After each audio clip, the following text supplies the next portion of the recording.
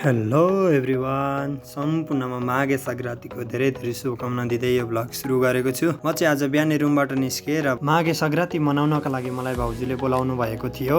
सोही अनुसार म निस्केँ। उहाँ पुगे पश्चात मलाई भाउजूले चिया दिनुभयो, चिया खाएँ। त्यही अनुसार टिका पनि लगाइदिनु भयो। टिका लगाए पश्चात चाहिँ मलाई तरुलहरू ल्याएर दिनुभएको थियो। मलाई चाहिँ तरुल एकदमै मनपर्ने भएर पनि होला, एकदमै घाम ताप्दै मैले चाहिँ आनन्दका साथ मैले तरुल खाएँ। सोही अनुसार मेरो आज प्लान चाहिँ टुडी खेलमा माघे सङ्क्रान्ति मेला हेर्नका लागि जाने थियो। साथीसँग कुरा भयो अनि म त्यहाँबाट निस्केको केही बेरमै पुगिहालेँ म पनि, अनि साथीसँग भेट भयो। त्यसपछि हामी अगाडि बढ्यौँ। म चाहिँ यस्तो मेलाहरूमा खासै यहाँभन्दा पहिला पुगेको थिइनँ। एकदम धेरै भिड थियो साथीहरू। त्यहाँ चाहिँ मानिसहरू हिँड्नलाई धरि गाह्रो भइरहेको थियो। गाडीको त कुरा छोडिदिनु, गाडी त यसै पनि जाम हुने भइहाल्यो। विशेष गरेर त्यहाँ चाहिँ थारू समुदाय र मगर समुदायको फुडको स्टलहरू थियो अनि हामीले हेऱ्यौँ। त्यहाँ निकै आइटमहरू थियो, हेरौँ। अनि त्यहाँ चाहिँ संस्कृति झल्काउने नृत्यहरू पनि थियो। हामीले त्यो पनि मनोरञ्जन लियौँ। फुड स्टल हेर्ने क्रममा चाहिँ घुगीमा हाम्रो नजर गयो।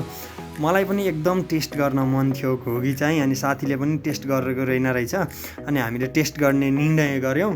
अनि कस्तो हुँदो रहेछ भनेर एक्साइटेड थियो हामी चाहिँ दुवैजना।